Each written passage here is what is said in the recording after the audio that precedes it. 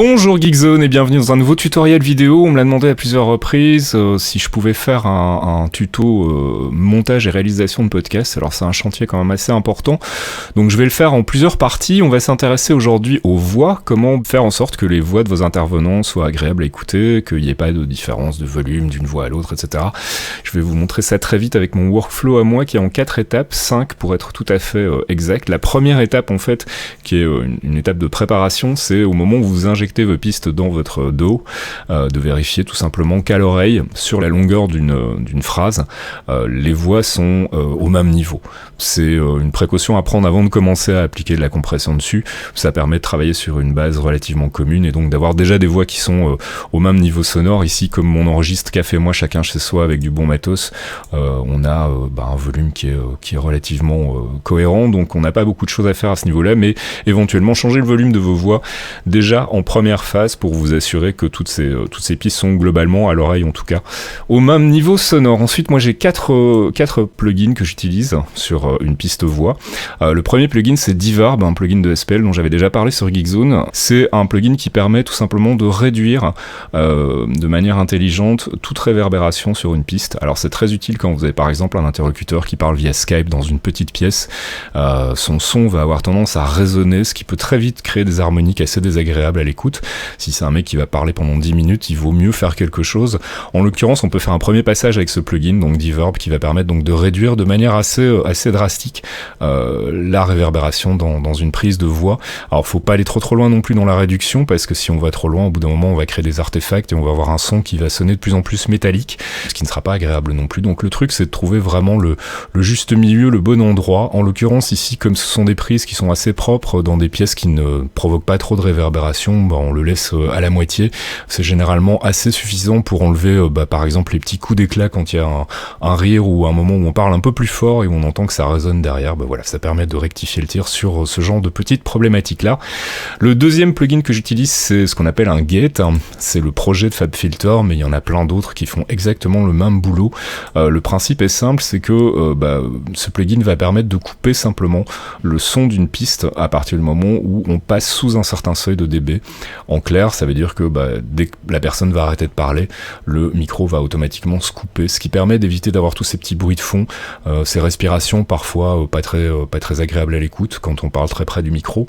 Ça va permettre donc d'avoir un son relativement propre, et ça va aussi permettre, dans le cas où on enregistre avec des micros dans la même pièce, de couper justement le deuxième micro quand c'est le premier qui est en activité, pour éviter d'avoir cet effet de bleeding dont je parlais tout à l'heure. Donc le bleeding, on s'y attaque vraiment sur 2 étapes, c'est la déréverbération et puis aussi avec un gate bien configuré. Alors toute la difficulté, toute la subtilité d'un gate, c'est qu'il faut trouver le bon threshold, donc le bon seuil à partir duquel on va décider de couper. Donc ça, il faut le faire à l'oreille, et en général on le fait sur une piste, donc on écoute la piste. Je vais réactiver ce plugin là et je vais désactiver celui-ci pour le moment. Je vais mettre un threshold ici pour voir un peu. Hop, voilà, on va lancer la piste en boucle, uniquement celle-là en fait. Et on va écouter donc si on entend des respirations et ce genre de choses, et on va progressivement monter le threshold jusqu'au moment où tout ce qu'on coupe est vraiment les choses qu'on ne veut pas entendre en fait. Mais Microsoft avait pas dit qu'ils allaient essayer d'intégrer ça à un moment, et puis finalement ça s'est pas fait. Voilà, on entend qu'on a quand même encore quelques respirations là, donc on va monter le threshold assez fort et on va le descendre progressivement pour voir. Mais Microsoft avait pas dit qu'ils allaient essayer d'intégrer ça à un moment, et puis finalement ça s'est pas fait. C'est ça. Voilà, donc là je pense qu'on a un bon réglage. On va écouter sans, et avec le plugin on va faire une première passe sans. Mais Microsoft avait pas dit qu'ils allaient essayer d'intégrer ça à un moment, et puis finalement ça s'est pas fait. On a quelques respirations qui sont pas très agréables. On va activer le plugin et voir ce que ça donne. Mais Microsoft avait pas dit qu'ils allaient essayer d'intégrer ça à un moment, et puis finalement ça s'est pas fait. Voilà, donc un petit gate, c'est toujours pratique pour se débarrasser du bruit ambiant. C'est vraiment un plugin indispensable à partir du moment où on bosse sur de la voix. Et puis surtout, ça permet de se passer du noise gate de Mumble, par exemple, quand on enregistre avec Mumble, parce qu'il est vraiment pas terrible. Autant prendre un truc un tout petit peu plus professionnel. Et puis troisième plugin, là on est dans la compression pure. C'est moi j'utilise Vintage Warmer 2. pour les micros, parce que c'est un plugin qui a une saturation analogique traditionnelle, et je trouve que ça donne vraiment bien sur des voix. C'est tout simplement un plugin qui va permettre de booster le son de la piste voix pour lui donner un petit peu plus de coffre, un petit peu plus de texture. Je vais vous faire réécouter la voix sans, et puis je l'activerai dans la foulée, vous verrez la différence. Mais Microsoft avait pas dit qu'ils allaient essayer d'intégrer ça à un moment, et puis finalement ça s'est pas fait. C'est ça. Mais Microsoft avait pas dit qu'ils allaient essayer d'intégrer ça à un moment, et puis finalement ça s'est pas fait. Voilà, ça donne un petit peu plus de coffre à la voix, et puis surtout ça permet de faire remonter un petit peu les passages où on a tendance à parler un petit peu plus bas, et puis on a une dynamique quand même au niveau de la voix qui est assez large, donc on essaie de la réduire justement en la compressant, en appliquant aussi un limiteur pour justement rehausser un petit peu la globalité, et on peut le faire à cet endroit-là de la chaîne parce qu'on a déjà éliminé la réverbération, et on a aussi éliminé tous les sons qu'on ne désirait pas via le gate, donc on peut vraiment pour le coup se lâcher au niveau de la compression et y aller, on va vraiment travailler que sur la voix.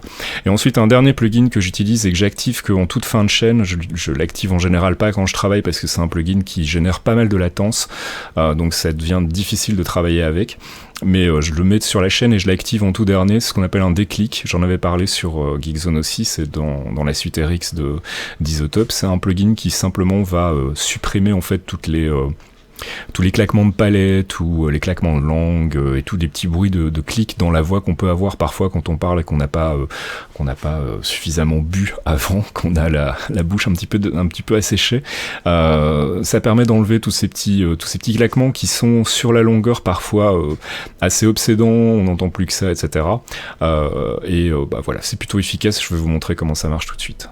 Mais Microsoft avait pas dit qu'ils allaient essayer d'intégrer ça à un moment, et puis finalement ça s'est pas fait. Donc ça c'est la voix sans le plugin. Mais Microsoft avait pas dit qu'ils allaient essayer d'intégrer ça à un moment, et puis finalement ça s'est pas fait. Ça c'est avec le plugin, donc alors je vous le concède, c'est assez subtil, mais vous allez voir que quand on lui demande de ne sortir que les clics, c'est-à-dire d'écouter tout ce qu'il vire, en fait, vous allez voir qu'il y a quand même un taf assez conséquent.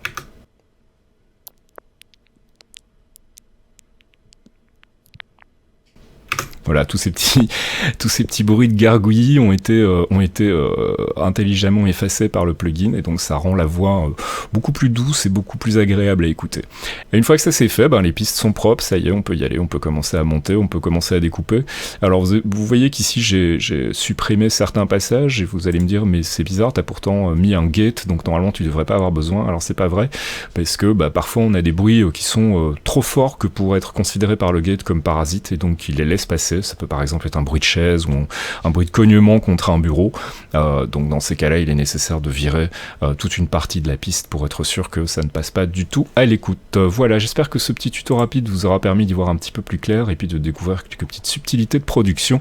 Si vous avez des questions, n'hésitez pas, le forum est là pour ça. Ciao!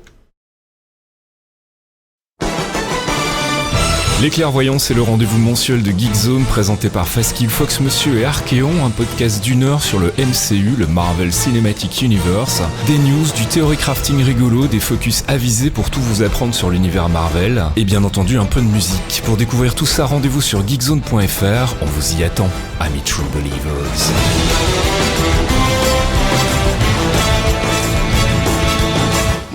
Junior. You're gonna break your old man's heart. If I have to. Nobody has to break anything. Clearly, you've never made an omelet. You beat me by 1 second.